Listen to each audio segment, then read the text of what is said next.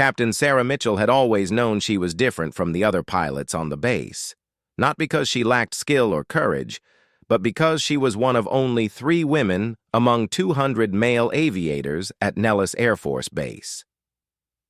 The year was 1987, and despite the progress women had made in aviation, the Military Boys Club still viewed female pilots with skepticism and barely concealed condescension.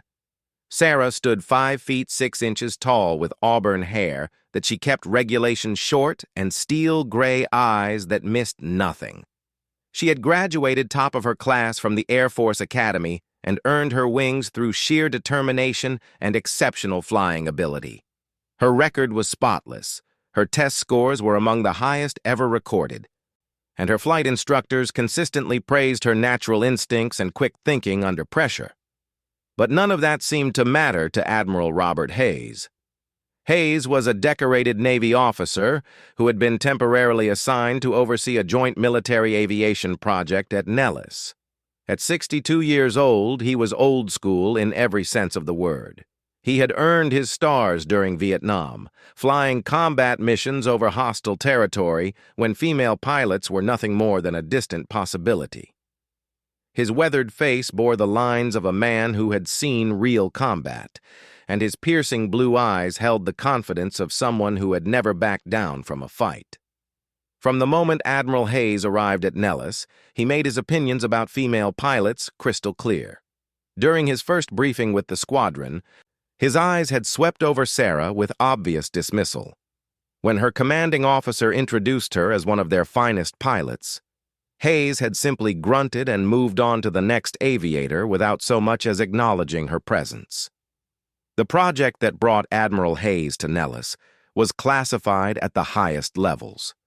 The military was developing and testing advanced aircraft that pushed the boundaries of what was thought possible in aviation.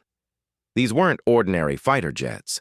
They were experimental aircraft that required pilots with exceptional skill, lightning-fast reflexes, and the ability to think clearly under extreme stress.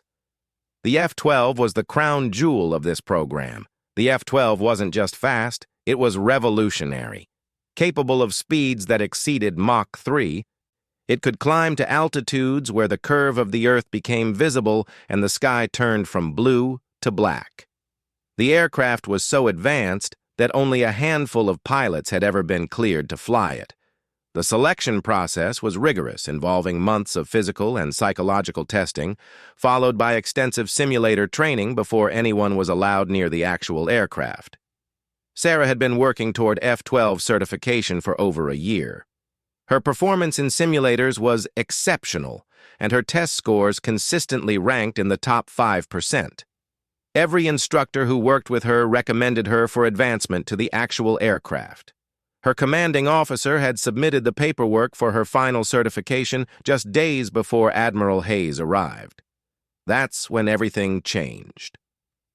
During Hayes' second week at the base, Sarah was called into a meeting with him and her commanding officer, Colonel James Morrison. Morrison was a fair man who judged pilots based on their abilities rather than their gender.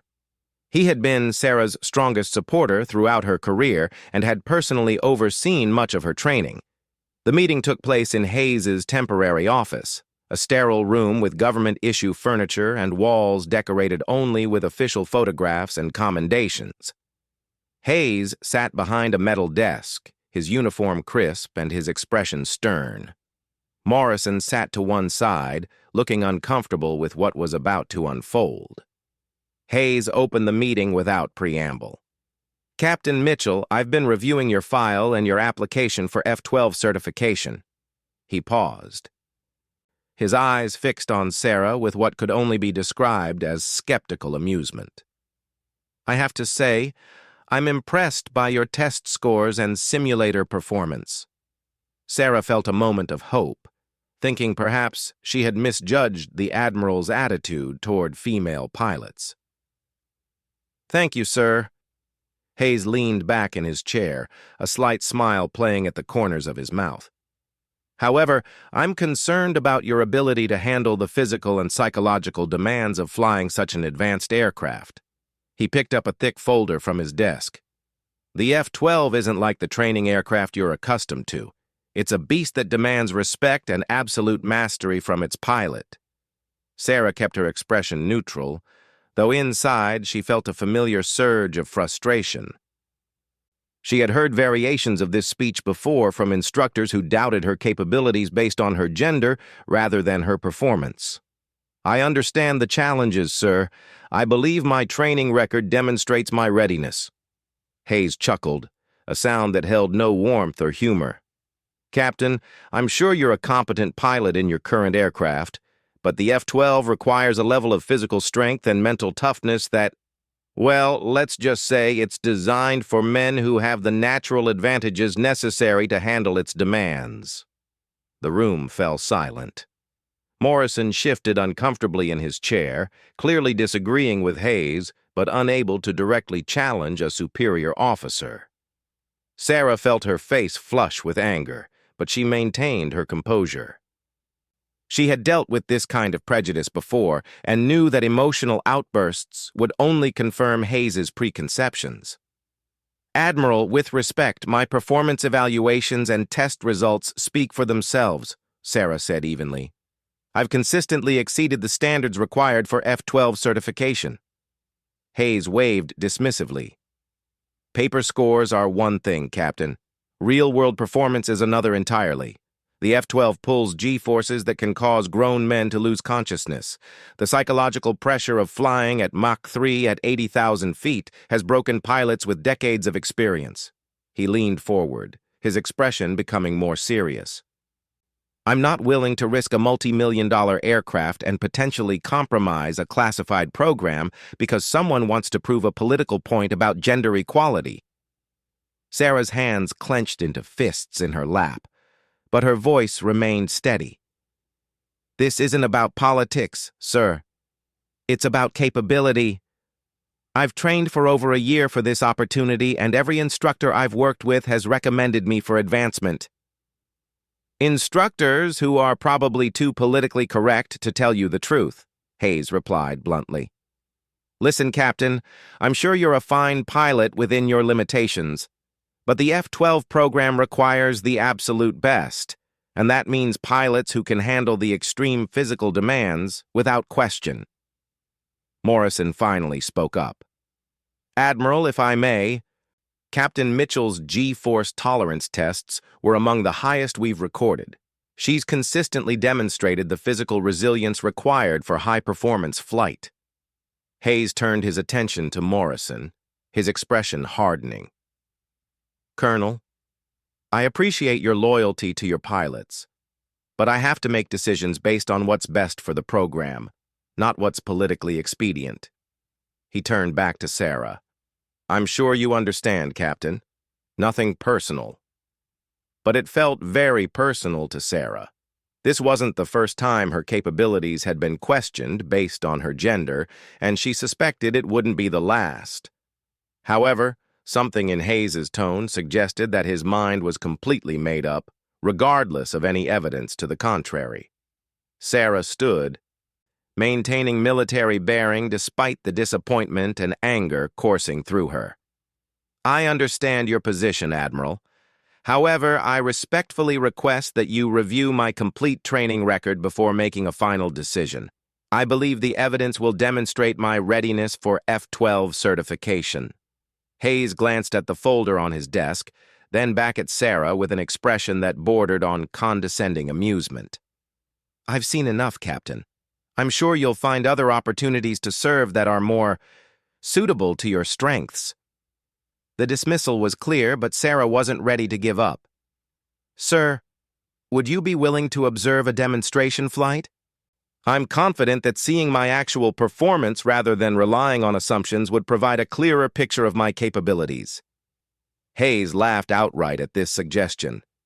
"Captain, you're not even cleared for F-12 flights. Are you suggesting I should risk government property so you can prove a point?" "I'm suggesting that you evaluate me based on performance rather than preconceptions, sir."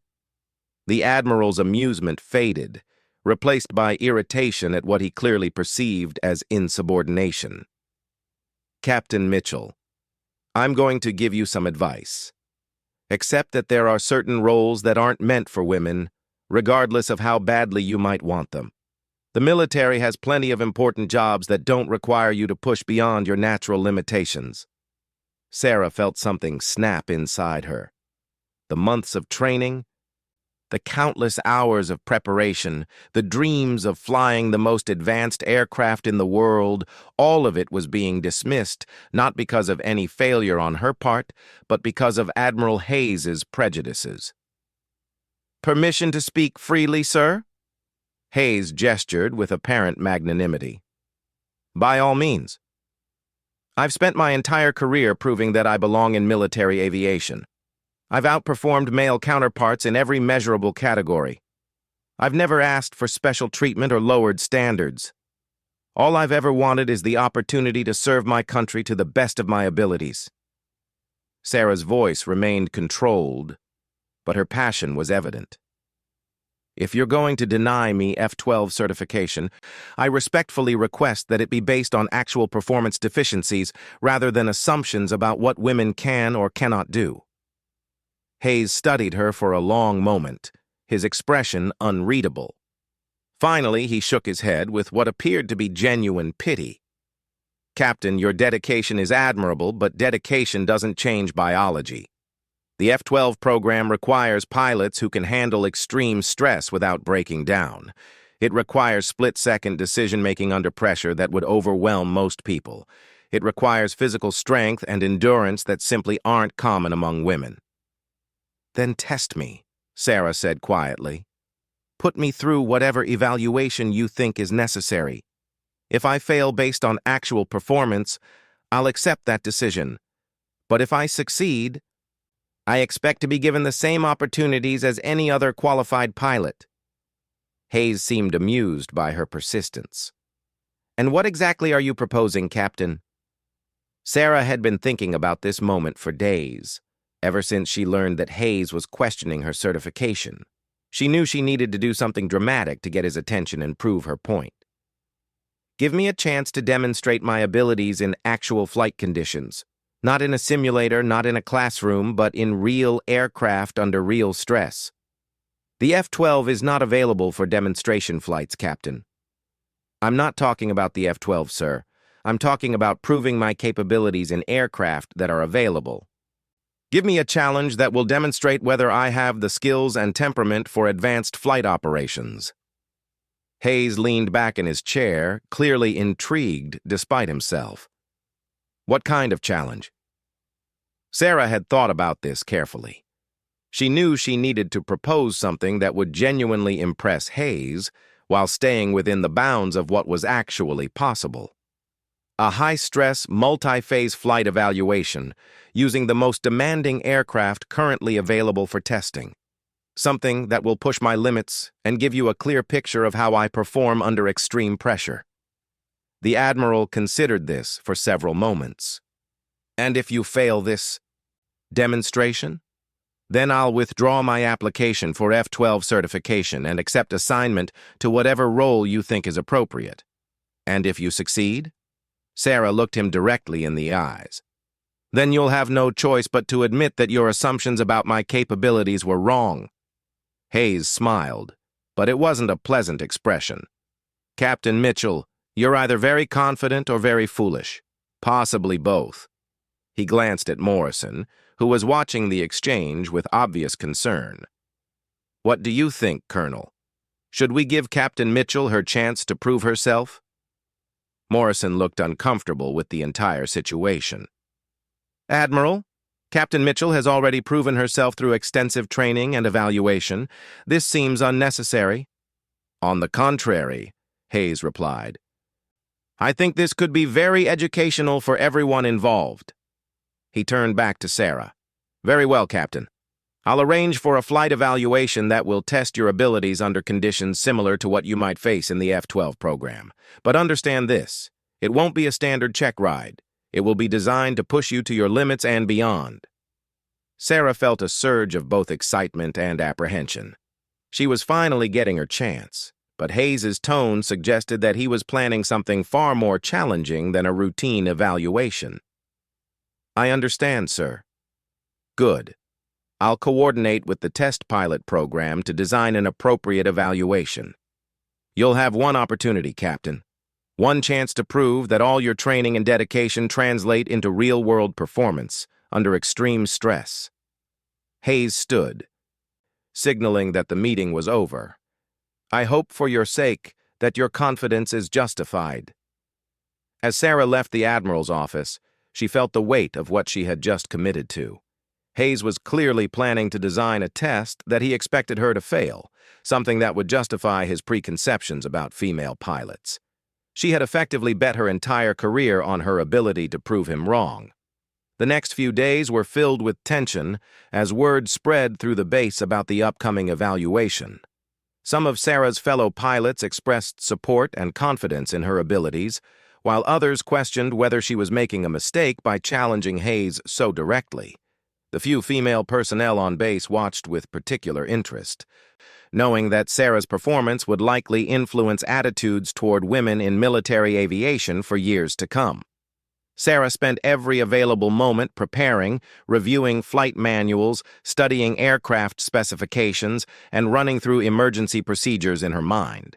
She knew that whatever Hayes had planned would be designed to test not just her flying skills, but her ability to think clearly under pressure and adapt to unexpected situations.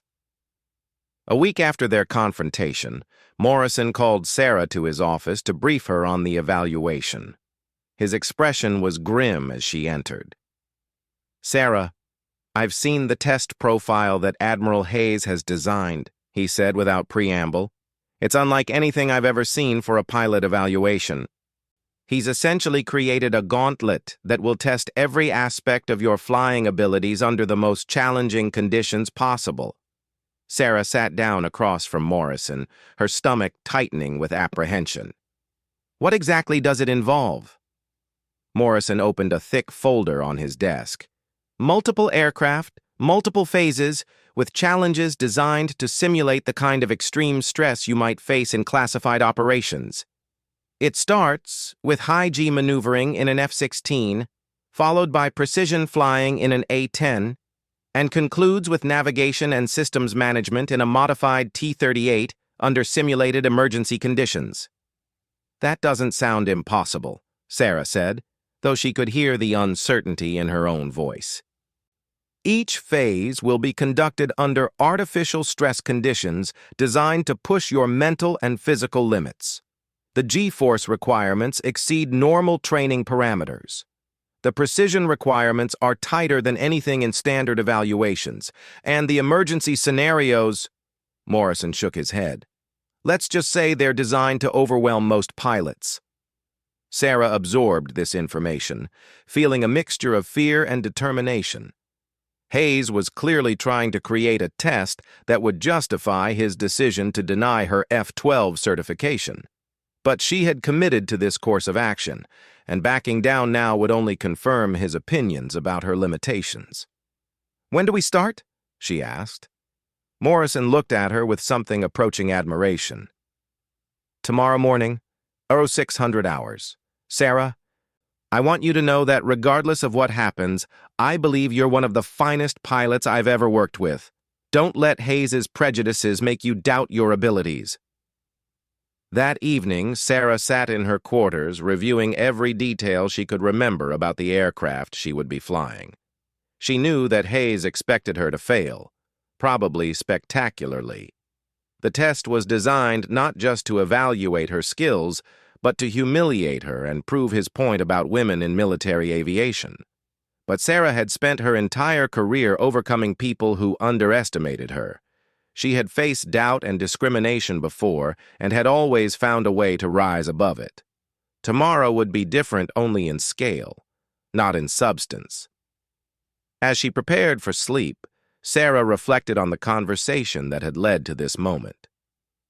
Hayes's casual dismissal of her capabilities, his assumption that her gender automatically disqualified her from flying advanced aircraft, had sparked something deep within her. She wasn't just fighting for F-12 certification anymore. She was fighting for the right of every woman who might follow in her footsteps.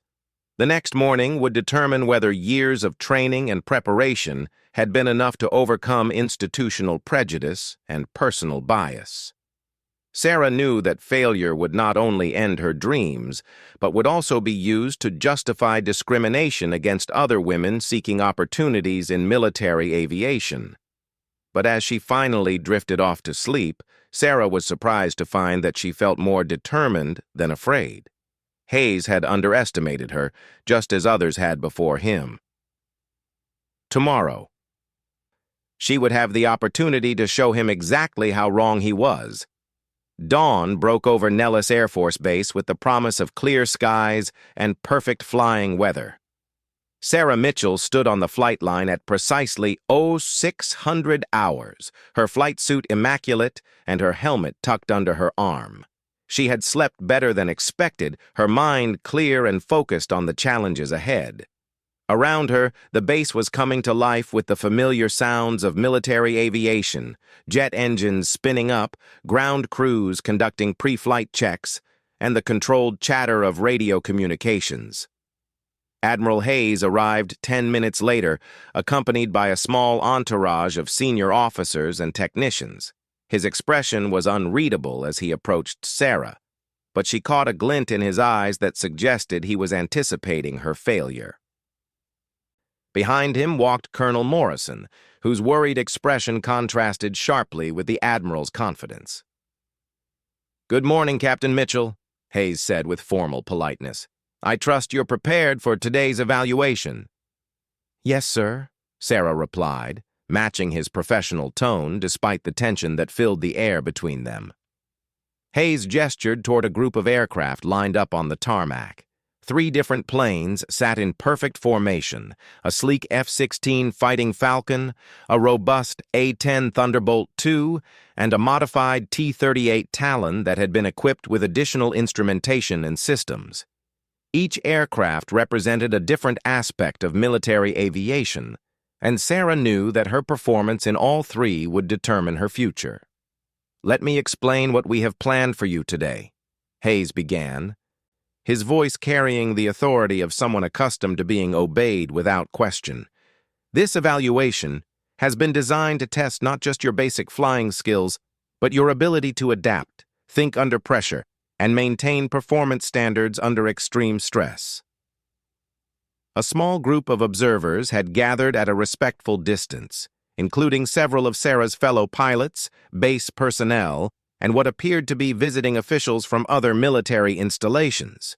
Word had clearly spread about this unprecedented evaluation, and everyone wanted to witness the outcome. Hayes continued his briefing. "Phase 1 will be conducted in the F-16. You'll be required to execute a series of high-G maneuvers while maintaining precise formation with 2 chase aircraft. The G-forces will exceed normal training parameters, reaching up to 9.5 Gs in sustained turns. You'll also be required to engage simulated targets while under this physical stress." Sarah nodded, though internally she felt a flutter of concern. Most F-16 training rarely exceeded 7 Gs, and 9.5 represented the outer limits of what the human body could endure. Hayes was clearly trying to find her breaking point from the very beginning. "Phase 2 will take place in the A-10, Hayes went on. "You'll conduct a low-level precision strike simulation through a course that includes obstacles, moving targets, and simulated surface-to-air threats. The margin for error will be measured in feet rather than yards. The A-10 was known for its ruggedness and ground attack capabilities, but it was also notoriously difficult to fly with precision at low altitude. The aircraft was built like a tank, designed to absorb punishment rather than dance through the sky like a fighter. Flying it with the precision Hayes was describing would require exceptional skill and concentration." "Phase 3, Hayes said, his voice taking on an almost predatory quality, "will be conducted in the modified T-38. You'll navigate a complex route while managing multiple system failures, all while maintaining radio communication with ground control and executing course corrections based on real-time intelligence updates." Sarah studied the T-38, noting the additional antenna arrays and instrument packages that had been added to the normally streamlined aircraft. It was clear that this wasn't a standard trainer, but had been modified specifically for this evaluation. The thought of managing multiple system failures while flying a complex navigation profile was daunting, but not impossible. Hayes stepped closer to Sarah, his expression becoming more serious. "Captain Mitchell, I want to be absolutely clear about something. This evaluation has been designed to push you beyond what most pilots ever experience. Every phase includes stressors that are intended to reveal weaknesses under pressure. If at any point you feel that you cannot safely continue, you need to communicate that immediately." There was something in his tone that almost sounded like genuine concern, though Sarah suspected it was more about protecting the aircraft and the Admiral's reputation than about her safety. "I understand, sir." "Furthermore," Hayes continued, "this evaluation is being monitored by representatives from several advanced aircraft programs. Your performance today will be documented and will become part of your permanent record. Success or failure here will impact not just your F-12 certification but your entire career trajectory." The weight of this statement settled on Sarah's shoulders. This wasn't just about proving Hayes wrong anymore. It was about her entire future in military aviation. But rather than feeling intimidated, she found herself becoming more determined. If this evaluation was going to define her career, then she would make sure it demonstrated exactly what she was capable of. Morrison stepped forward with a clipboard full of technical specifications and flight plans. "Sarah, I've reviewed all the parameters for today's evaluation. Everything is within the bounds of what our aircraft can safely handle. But the margins are tight. Trust your training and don't let the pressure affect your judgment." Sarah took the clipboard and quickly reviewed the flight plans. The courses were complex, but not impossible. The G-force requirements were at the high end of human tolerance, but within the range she had trained for. The precision requirements were demanding, but achievable. Hayes had designed a difficult test, but he hadn't made it impossible. "Any questions about the flight profiles?" Hayes asked. Sarah studied the documents for another moment, then looked up at the Admiral. "Just one, sir. What are the criteria for success? How do you define passing versus failing?" Hayes smiled, but it wasn't a pleasant expression. "Excellent question, Captain. Success means completing all 3 phases within the specified parameters without any significant deviations from course, without exceeding stress limits, and without requesting assistance or early termination. Failure means any of the above, plus any indication that you're unable to maintain safe operation of the aircraft." The standards were stringent but clear. Sarah would have to execute each phase flawlessly while managing the physical and mental stress that Hayes was deliberately imposing. There would be no room for minor mistakes or momentary lapses in concentration. "I understand, sir." "Then let's begin." The first phase took Sarah to the F-16, where she conducted a thorough pre-flight inspection under the watchful eyes of Hayes and his entourage. The aircraft was in perfect condition, its powerful engine and responsive controls representing the pinnacle of fighter aircraft design. As Sarah strapped herself into the cockpit, she felt the familiar surge of excitement that always accompanied flying high-performance aircraft. The F-16's cockpit was like a second home to Sarah. She had hundreds of hours in the aircraft and knew its systems intimately. As she ran through her pre-flight checklist, her confidence grew. Whatever challenges Hayes had planned, she would meet them with the skill and determination that had brought her this far. Ground control cleared Sarah for takeoff, and she felt the F-16's powerful engine push her back into her seat as the aircraft accelerated down the runway. Within seconds, she was airborne and climbing toward the designated test area. 2 chase aircraft, flown by experienced test pilots, took up formation positions on either side of her aircraft. "Phoenix Lead, this is Control," came the voice over her radio. "You are cleared to begin Phase 1. Execute high-G maneuvers as briefed, maintaining formation with chase aircraft. Sarah acknowledged and began the first series of turns. The G-forces built quickly as she pulled the aircraft through increasingly tight maneuvers. At 6 Gs, she felt the familiar weight pressing down on her body, making it difficult to move her arms and legs. At 7 Gs, her vision began to tunnel slightly around the edges, and she had to consciously work to maintain normal breathing. The chase aircraft stayed with her through every turn, their pilots communicating her position and performance to ground control. Sarah could hear the strain in their voices as they fought the same G-forces she was experiencing, but she focused on maintaining precise formation while executing the required maneuvers. At 8 Gs, the physical stress became intense. Sarah's G-suit inflated to help maintain blood flow to her brain, but she could feel the enormous pressure trying to drain consciousness from her body. Her arms felt like they weighed hundreds of pounds, making it difficult to operate the controls with the precision required for formation flying. Phoenix lead, increase to 9 Gs for sustained turn, came the instruction from ground control. Sarah gritted her teeth and pulled back on the stick, feeling the aircraft respond immediately. The G-forces slammed into her body like a physical blow, and for a moment, her vision grayed around the edges. She forced herself to breathe in the sharp, controlled manner she had learned during G-force training, fighting to maintain consciousness and control.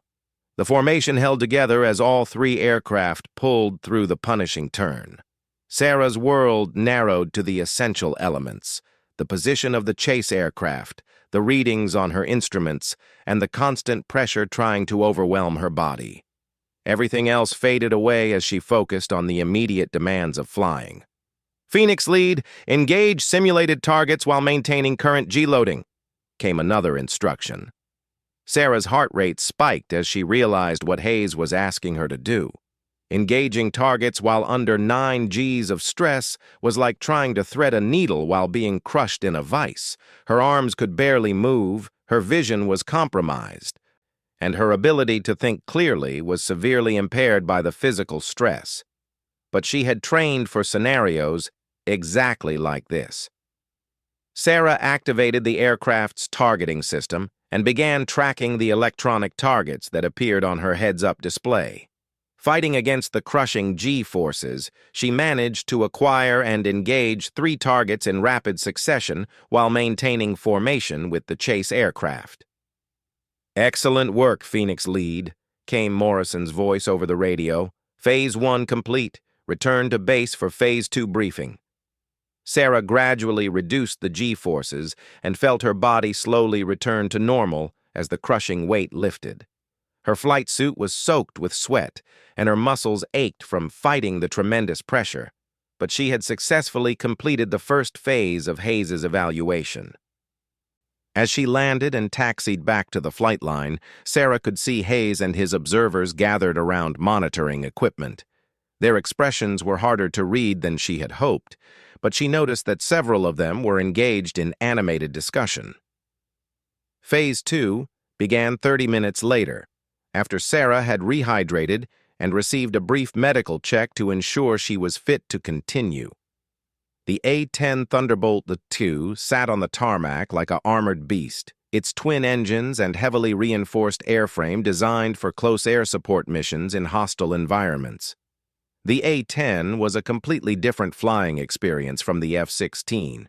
Where the fighter was sleek and responsive, the A-10 was heavy and deliberate. It required a different set of skills and a different mindset. Instead of speed and agility, success in the A-10 depended on precision, patience, and the ability to operate effectively at low altitude where the margin for error was minimal. Sarah's briefing for Phase 2 revealed the true complexity of what Hayes had planned. She would need to fly a low-level course through a series of narrow canyons and valleys, engaging moving targets while avoiding simulated surface-to-air missile sites. The course included obstacles that would require split-second timing and precision flying that pushed the A-10's capabilities to their limits. "Remember, Captain," Hayes said as Sarah prepared for the second phase, The A-10 is not a precision instrument. It's a blunt weapon designed for battlefield survival. Flying it with the accuracy required for this course will test your ability to adapt your flying style to different aircraft characteristics. Sarah nodded and climbed into the A-10's cockpit. The aircraft felt massive compared to the F-16, its controls heavier and its responses more deliberate. She spent extra time familiarizing herself with the cockpit layout and control responses before signaling her readiness to begin. The low-level course took Sarah through some of the most challenging terrain in the Nevada desert. Flying at 200 feet above ground level, she had to navigate through narrow passes between towering rock formations while maintaining precise heading and altitude. The A-10's twin engines provided plenty of power, but the aircraft's size and weight made quick course corrections difficult. Phoenix lead. First target array approaching at your 2 o'clock, came the guidance from ground control. Sarah spotted the electronic targets and began her attack run. The A-10's cannon was designed for ground attack, but using it effectively required flying directly at the target while maintaining a stable platform for accurate fire. She lined up her approach and squeezed the trigger, feeling the aircraft shudder as the powerful weapon fired.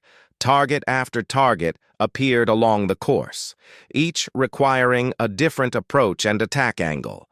Sarah found herself constantly adjusting her flight path to engage targets while avoiding simulated threats and navigating the challenging terrain. The mental workload was enormous, requiring her to simultaneously manage navigation, target engagement, threat avoidance, and precise aircraft control. Halfway through the course, ground control added another challenge. Phoenix lead, you have simulated engine failure on number 2 engine. Continue course and engage remaining targets. Sarah's heart jumped as she processed this new complication.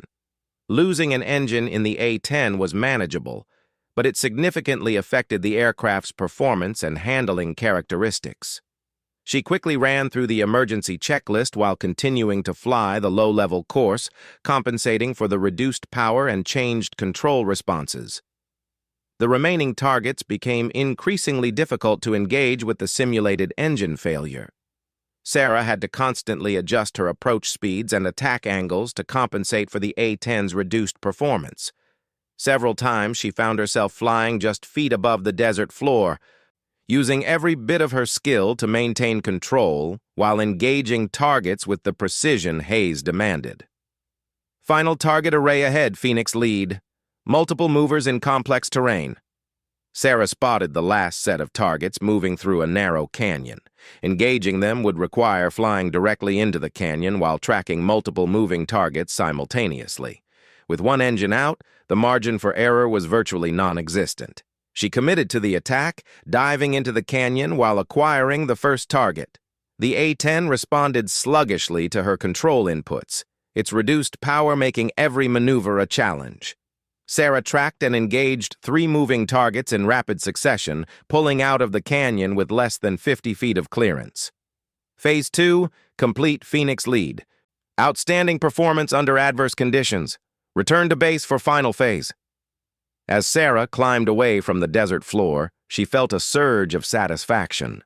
Hayes had designed the A-10 course to test her ability to adapt to different aircraft and flying conditions while managing multiple challenges simultaneously. Despite the complexity and the simulated emergencies, she had completed every requirement. Back on the ground, Sarah could see that Hayes and his observers were becoming increasingly serious in their discussions. Several of them were reviewing data and performance recordings, their expressions suggesting that her performance was exceeding their expectations. But the most challenging phase still lay ahead. The modified T-38 represented the culmination of Hayes' evaluation, combining navigation challenges, system failures, and complex decision-making into a single comprehensive test of pilot capability.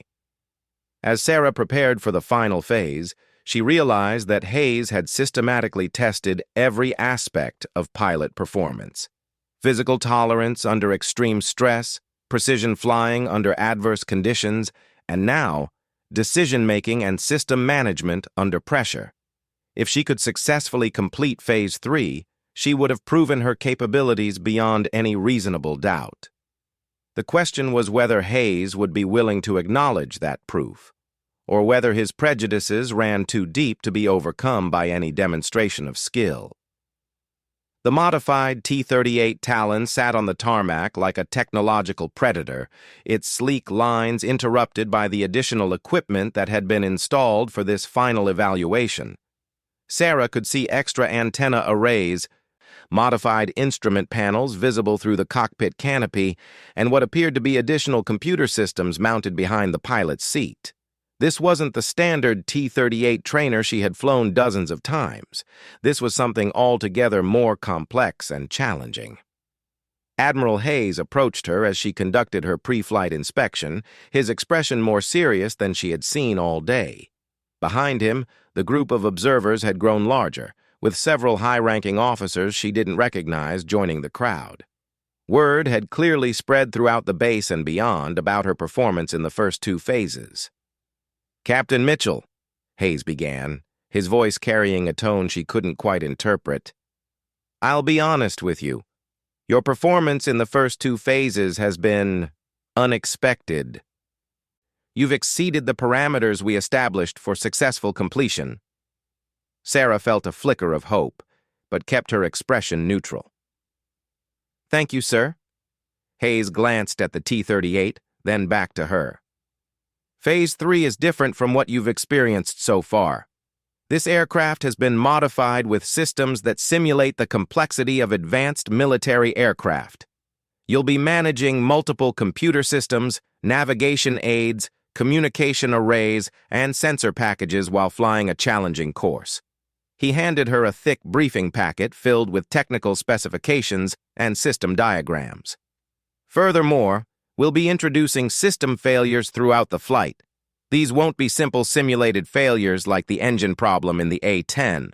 These will be complex, cascading system malfunctions that will require you to diagnose problems, implement workarounds, and continue mission completion while maintaining aircraft control."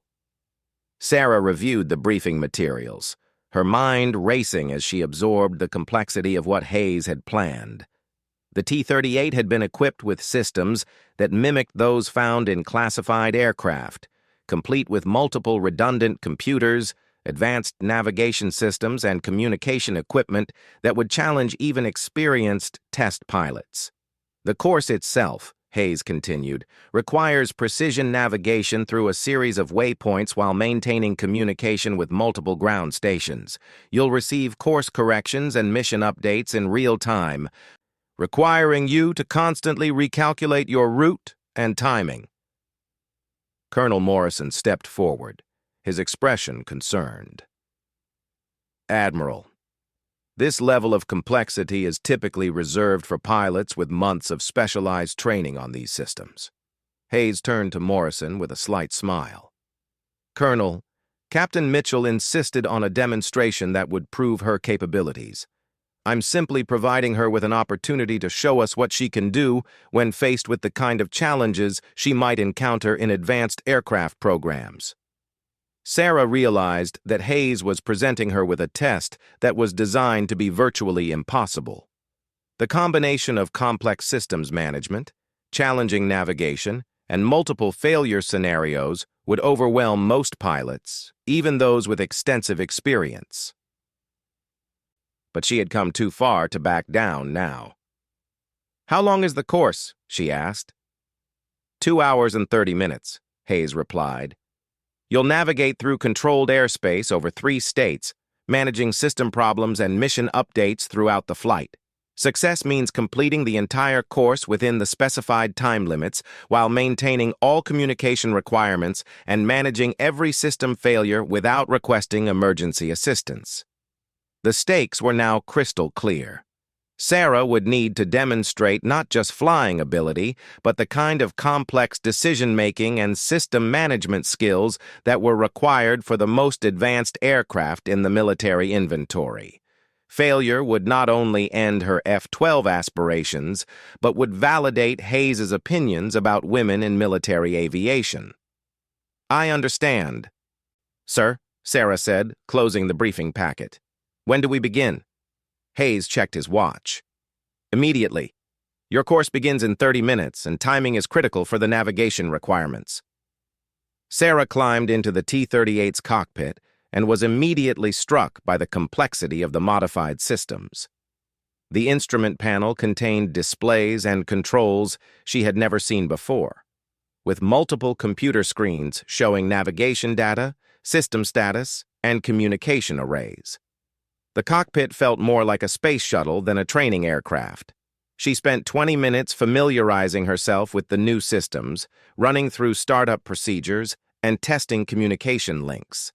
The aircraft's computers were interconnected in ways that created multiple potential failure points, and Sarah could see how cascading system problems could quickly overwhelm a pilot's ability to manage them effectively. Phoenix Lead, you are cleared for Phase 3 departure, came the voice of ground control.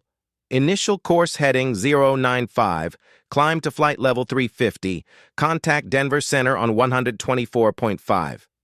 Sarah acknowledged and began her takeoff roll. The T-38 accelerated smoothly, its twin engines providing clean, powerful thrust as the aircraft lifted away from Nellis and began climbing toward the specified altitude. As she established her initial course, Sarah felt the familiar confidence that came with flying a well-designed aircraft. That confidence lasted exactly 12 minutes. Phoenix Lead, this is Control. You have a primary navigation computer failure. Switch to backup systems and continue on course. Sarah's hands moved quickly across the modified control panels, locating the backup navigation system and transferring her course data. The backup system was functional but less precise than the primary computer, requiring her to manually calculate course corrections and waypoint timing. Before she could fully adapt to the navigation computer failure, ground control added another complication. Phoenix Lead, contact Kansas City Center on 119.2 for course update. You have priority traffic requiring immediate course deviation. Sarah switched radio frequencies while continuing to manage the navigation problem. Kansas City Center provided new waypoint coordinates that required a significant course change, forcing her to recalculate her entire flight plan while flying at 35,000 feet at over 500 miles per hour. As she worked through the course changes, warning lights began flashing on her instrument panel. The communication system was showing multiple failures, and 2 of the computer displays were flickering intermittently. Sarah found herself troubleshooting system problems while simultaneously flying a precision navigation course and managing radio communications with multiple air traffic control centers. Phoenix Lead, this is Control. You have a secondary hydraulic system failure. Implement emergency procedures and continue mission. Sarah's heart rate spiked as she processed this new problem. Hydraulic failures in the T-38 could affect flight control systems, requiring immediate action to maintain aircraft controllability. She quickly ran through the emergency checklist while continuing to navigate and communicate, her workload now approaching the limits of what any human could manage. The flight continued with problem after problem cascading through the aircraft's modified systems. Sarah found herself constantly switching between troubleshooting procedures, navigation calculations, radio communications, and basic aircraft control. Every time she solved one problem, 2 more appeared on her displays. 40 minutes into the flight, Sarah was managing 6 simultaneous system failures while navigating through increasingly complex airspace and maintaining communication with 3 different ground stations. Her mind was operating at maximum capacity, prioritizing problems and managing solutions while never losing sight of the primary mission requirements. Phoenix Lead, this is Denver Center. You have conflicting traffic at your altitude. Descend immediately to flight level 250 and contact Colorado Springs approach. Sarah began her descent while simultaneously dealing with a new electrical system failure that was affecting her instrument displays. 2 of her primary flight instruments were now unreliable, requiring her to fly using backup systems while managing the complex navigation course and ongoing system problems. As she contacted Colorado Springs approach, Sarah realized that Hayes had created a scenario that was testing not just her technical skills, but her ability to remain calm and think clearly under enormous pressure.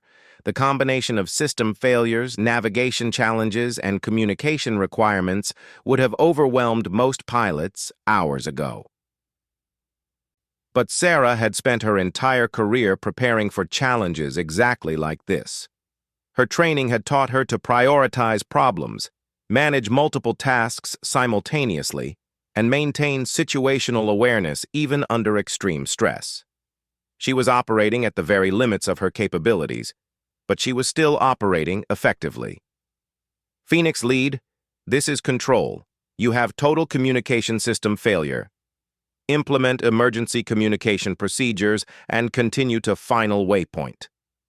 Sarah felt a chill as she realized what this meant.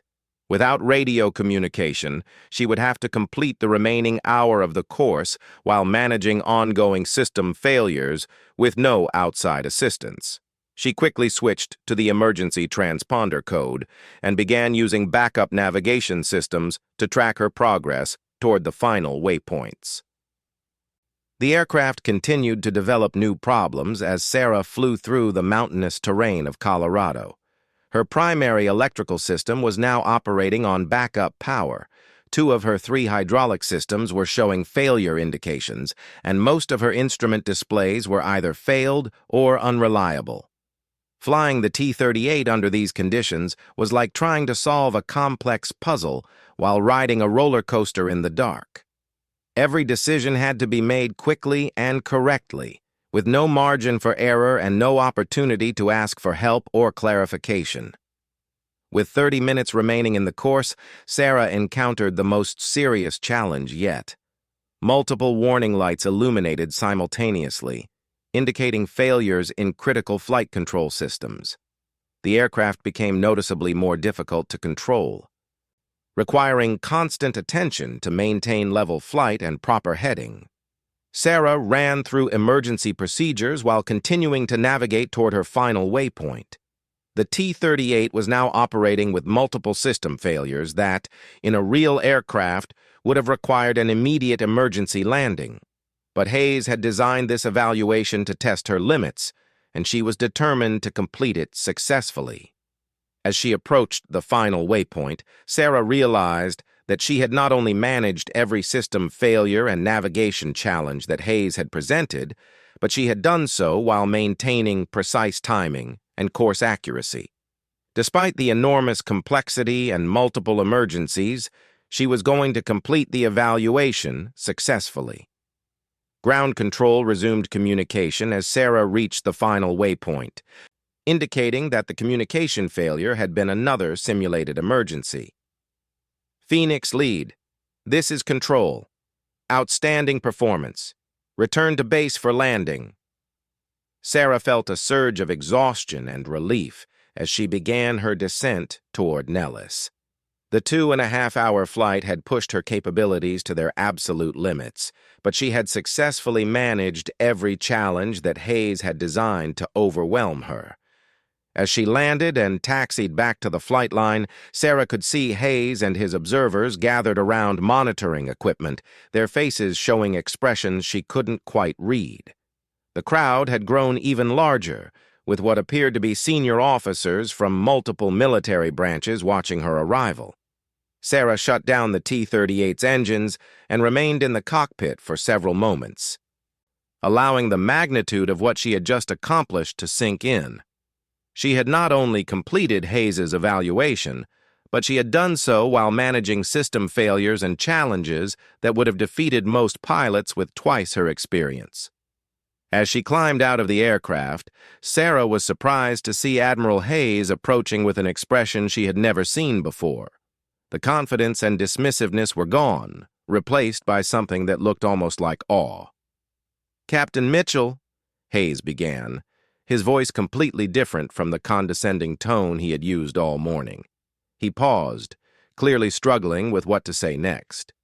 Sarah stood at attention, waiting for his assessment of her performance. In 30 years of military aviation, Hayes continued slowly, I have never seen a pilot manage that level of complexity while maintaining mission effectiveness. The system failures you dealt with today would have required emergency landings by pilots with decades of experience in advanced aircraft. Sarah felt a flicker of hope, but remained cautious. Hayes had been so certain of her limitations that she wondered if he would find other reasons to deny her F-12 certification. Hayes turned to address the group of observers, his voice carrying clearly across the flight line. Gentlemen, what we witnessed today was a demonstration of pilot capability that exceeds the requirements for any aircraft currently in our inventory. Captain Mitchell didn't just pass this evaluation, she performed at a level that redefines what we consider exceptional. Colonel Morrison stepped forward, a proud smile on his face. Admiral, does this mean Captain Mitchell is approved for F-12 certification? Hayes was quiet for a long moment, his eyes fixed on Sarah. When he spoke, his voice was barely above a whisper. Colonel, Captain Mitchell has just demonstrated capabilities that exceed the requirements not just for the F-12, but for aircraft that are still in development. What I witnessed today... He paused, shaking his head slightly. I've never seen anything like it. One of the observing officers, a general Sarah didn't recognize, approached Hayes. Admiral, are you saying that Captain Mitchell's performance exceeded your expectations? Hayes looked at the general, then back at Sarah, his expression showing what could only be described as genuine fear. General, Captain Mitchell just flew a profile that we designed to be impossible. She managed system failures that should have resulted in mission termination while maintaining navigation accuracy that exceeded our most optimistic projections. His voice dropped even lower. If she can perform like this in a modified trainer, what would she be capable of in a real advanced aircraft? Sarah felt the full weight of Hayes's words. His fear wasn't about her gender or her capabilities anymore. It was about the implications of what she had just demonstrated. She had not only proved that women could fly advanced aircraft, but she had shown a level of skill that redefined what was possible in military aviation. Hayes stepped directly in front of Sarah, his expression grave. Captain Mitchell, I owe you an apology. My assumptions about your capabilities were not just wrong, they were dangerously wrong. What you demonstrated today... He gestured toward the T-38, then back at the monitoring equipment. We recorded every aspect of your performance. When other pilots see this data, when they understand what you accomplished under those conditions, it's going to change how we evaluate pilot capability entirely. The Admiral's hands were actually shaking as he continued. I came here believing that women lacked the physical and mental capacity for advanced flight operations. But watching you manage that evaluation, seeing you solve problems that would have overwhelmed pilots I've worked with for decades. He paused, his voice becoming even quieter. You didn't just prove me wrong, Captain. You proved that my entire understanding of pilot capability was fundamentally flawed. Sarah realized that Hayes's fear wasn't about her personally, but about the broader implications of her performance. If a female pilot could exceed the capabilities of experienced male aviators by such a dramatic margin, it called into question decades of assumptions about gender and military aviation. Sir, Sarah said carefully, I hope this demonstrates that pilot capability should be evaluated based on individual performance rather than assumptions about gender. Hayes nodded slowly, his expression still showing traces of the shock he had experienced while watching her performance. Captain, based on what I witnessed today, you're not just approved for F-12 certification. I'm recommending you for immediate advancement to the most classified aircraft programs we have. Your performance today exceeded the requirements for aircraft that most pilots don't even know exist. The gathered officers burst into spontaneous applause.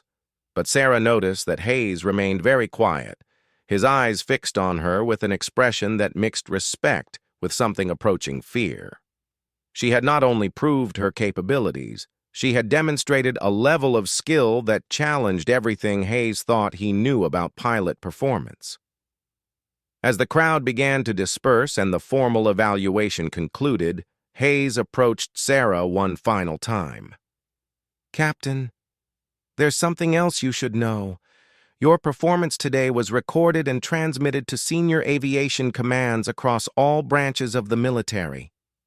Word of what you accomplished is going to spread very quickly through the aviation community." Sarah felt a mixture of pride and apprehension. "What does that mean, sir?" Hayes looked directly into her eyes, his expression still showing traces of the awe and fear that had marked his reaction to her performance. "It means, Captain Mitchell, that you've just changed the future of military aviation. Every female pilot who follows you will benefit from what you proved today. But more than that, you forced all of us to reconsider what we think we know about human capability under extreme stress." As Sarah walked away from the flight line, she realized that her confrontation with Admiral Hayes had accomplished far more than earning F-12 certification.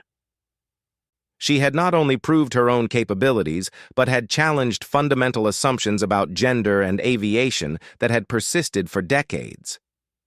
Hayes watched her go, still shaking his head in amazement and fear at what he had witnessed. For 30 years, he had believed he understood the limits of pilot capability. In the span of one morning, a female captain had not only exceeded those limits, but had done so by such a dramatic margin that it left him questioning everything he thought he knew about military aviation. The Admiral's fear wasn't about Sarah Mitchell anymore. It was about the realization that his assumptions had been so fundamentally wrong that they had nearly prevented the military from recognizing one of the most capable pilots he had ever encountered. As he reviewed the recorded data from her performance, Hayes understood that he had witnessed something that would reshape military aviation for generations to come. Captain Sarah Mitchell had not only earned her place among elite pilots, she had redefined what elite meant.